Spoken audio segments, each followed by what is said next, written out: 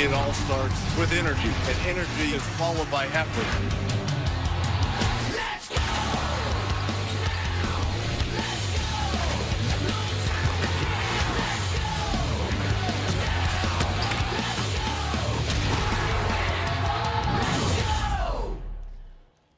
Of course, welcome in the Hall of Famer, not only for his game, but always having the tightest fade whenever he steps in the room. The one and only Grant Hill joins us on Game Time. He'll be calling the game tonight. So G Hill, I have to start off with this. We've seen the Celtics last season, what they did. This season, they were all the talk. They were all the hype. Did they come in drinking too much of the Kool-Aid before the season started and coming out to this slow start? Well, I mean, there was a lot of expectations, and rightfully so. Last year, they had a fantastic season, got to the Eastern Conference Finals. But you're trying to incorporate now Kyrie Irving now being healthy, who wasn't a part of that run in the playoffs, and then Gordon Hayward as well, who didn't play all of last season. And some of the complementary players, Jason Tatum, Jaylen Brown, who stepped up in the playoffs, now have different roles themselves. So it has taken them a minute, and obviously Brad Stevens has changed up the lineup. He's inserted Marcus Morris and Marcus Smart into the starting lineup. Gordon Hayward off the bench. He had 30 points the other night against Minnesota. So you kind of get the sense here in Boston and being close to the coaching staff that they're starting to turn the corner and starting to figure it out. And you kind of believe they will. There's too much talent on this team. There's great coaching. These guys are about winning. But it takes a minute to figure it out, particularly when you got young players in different roles coming off of last season. Hall of Famer Grant Hill, my favorite, my favorite Blue Devil. My all-time favorite Tar Heel. Oh, no question. I got a question for you. I'm gonna take off your owner hat and your analyst hat. I want you to put back on your player hat. So you're playing against the Boston Celtics. They got a plethora of small forwards that you have to go against. The Grant Hill of young. Talking about that Detroit Piston Grant Hill. You probably won't worry about any of them. But which guy is going to give you the most thought? Is it going to be Tatum? Is it going to be Hayward? Or is it going to be Jaylen Brown? Wow, that's a great question. I think they're all very different. And but Tatum is a guy to me that at least the player I was in the 90s, I think, would give me problems because he's long and he can defend. And I was a slasher. I was somebody who would get to the rim and try to get into the paint.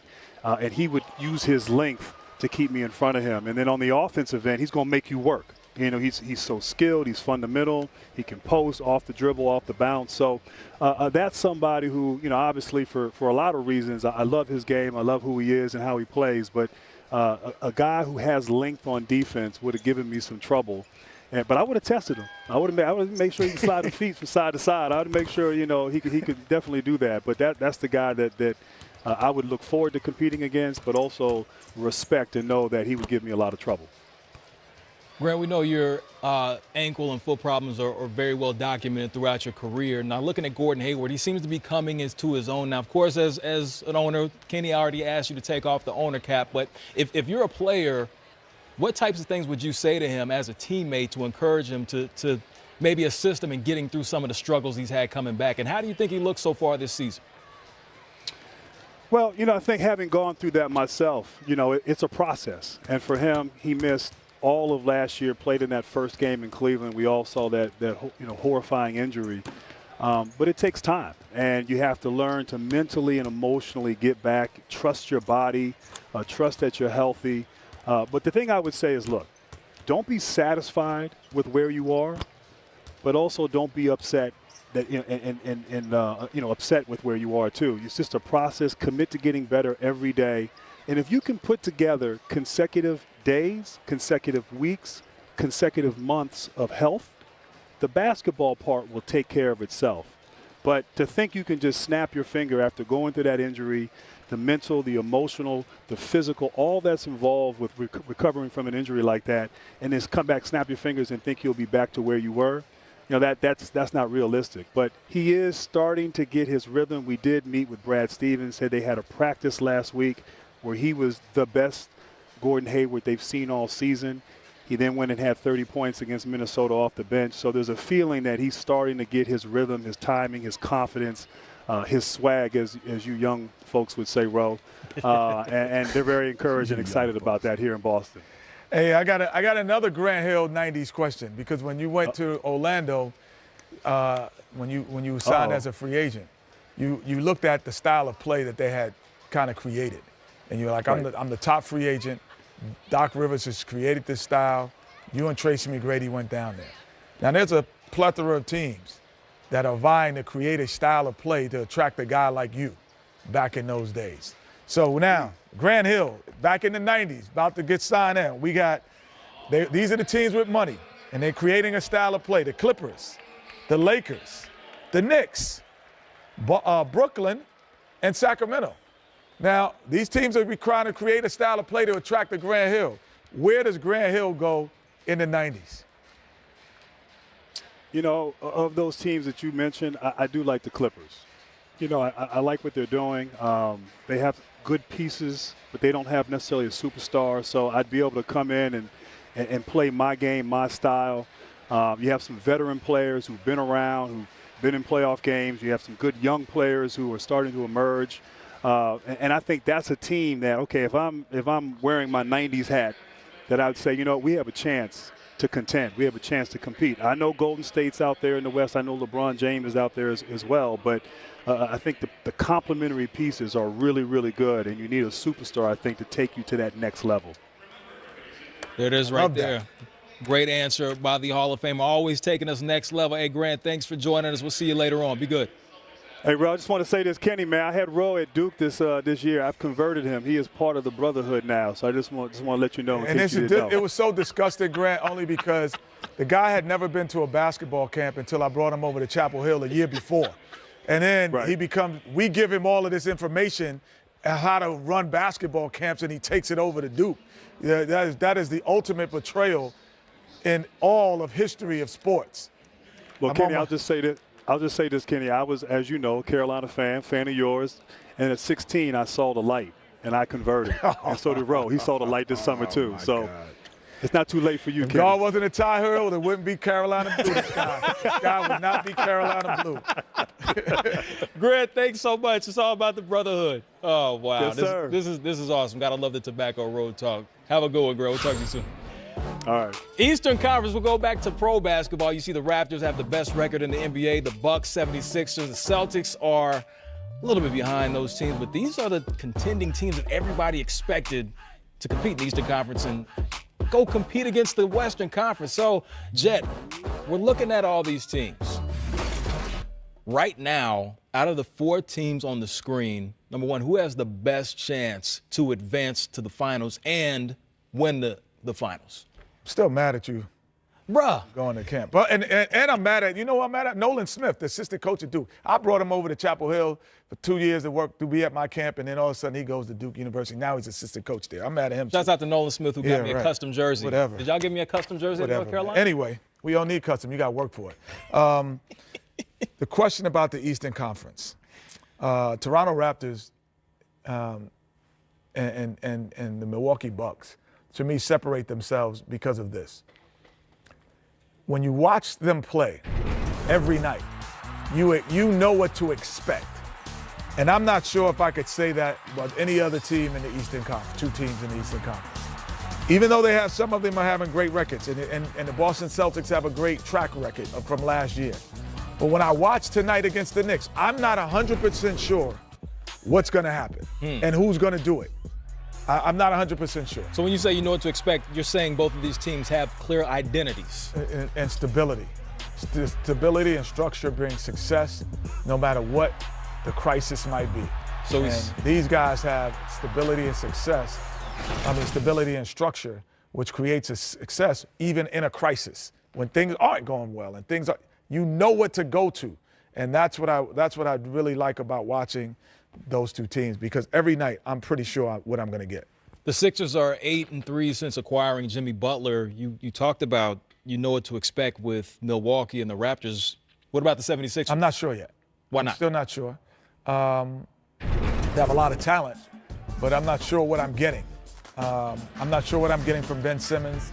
I'm not 100% sure what I'm getting from Butler and when and where. J.J. Redick is starting to find his stride. Everyone's finding their stride. I'm not saying that they won't find it. They're finding it.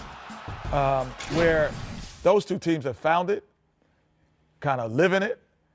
They're comfortable who they are. The guys on the team defensively understand and are comfortable in their defensive assignments. They're comfortable in their offensive roles. So that's why they know who they are.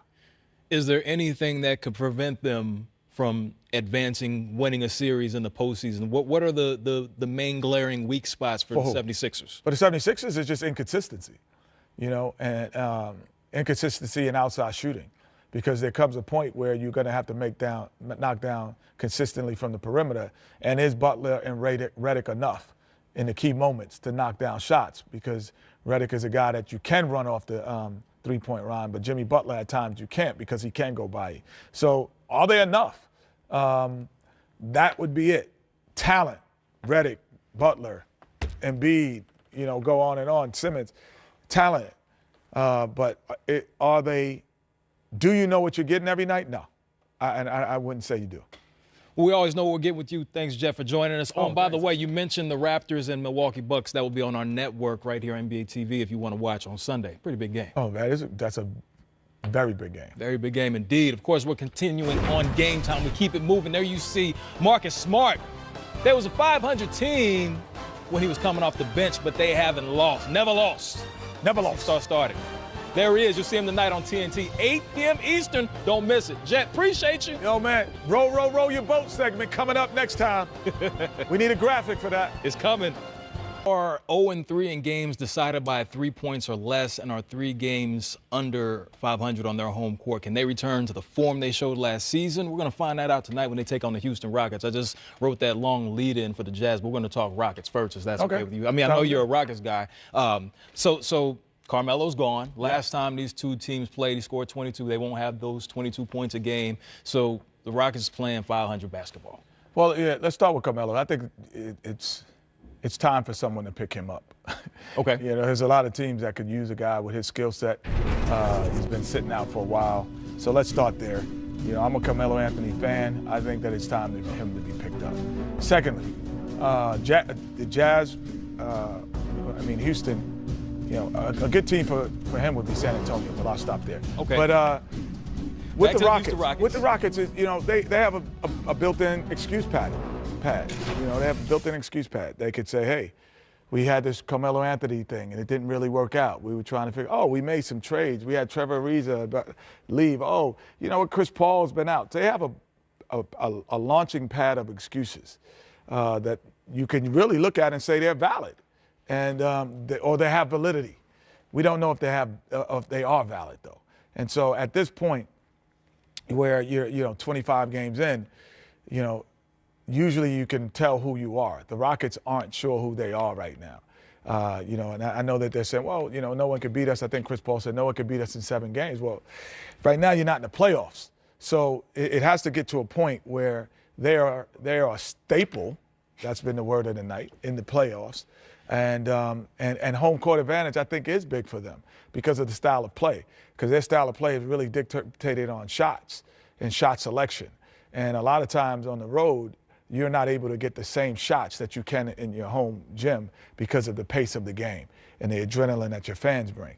So it's important for them to make their run in these next 15 games. These next 15 games for the Rockets will dictate if they will be a Western Conference threat again, or they will be possibly making a U-Haul statement and bringing different guys in and guys leaving that organization. Talked about a Western Conference threat. The Utah Jazz were definitely one of those last season. This season they're struggling, have the winning record on the road, not winning so much at home, but they bring in Kyle Korver, who's all of a sudden ignited and he's paid instant dividends. They had a record-breaking 23s against the San Antonio Spurs. He's improved their shooting tremendously. Just talk about him and what he can do to help them over the next 15 to 20 games. Well, what he's doing is he will help Donovan Mitchell. It's like, okay, well, now if you cheat to help, here's a guy that this is his staple of what he does. And this is what he does all the time. And you cannot leave him. No matter what age he is a guy that runs off these screens and you have to chase and you have to honor. And once you have guys that you have to honor, then all of a sudden Donovan Mitchell becomes even a better player. Rubio becomes a better passer because Rubio is a guy who's looking to penetrate and find. and he can also hit the floater. So now these guys become better players because you have another space eater. And you put Ingles on the floor with Joe on the floor with him and Donovan Mitchell, and all of a sudden you have this open area, and you have the rim runner of all rim runners in Rudy Gobert, who can block shots and rim run, and you can be back in the mix. It's going to be interesting to see what happens. So far, they definitely need Donovan Mitchell to score. They are 10-3 when he gives you 20 points, so having someone out there to space the floor will definitely be an improvement. We'll see what can happen. Yeah. There you see Gordon Hayward. Told you earlier that he had 30 points for the first time since 2017. Can he get another 30 spot tonight? You'll see him take on the Knicks, 8 p.m. Eastern, only on TNT. More. We're back.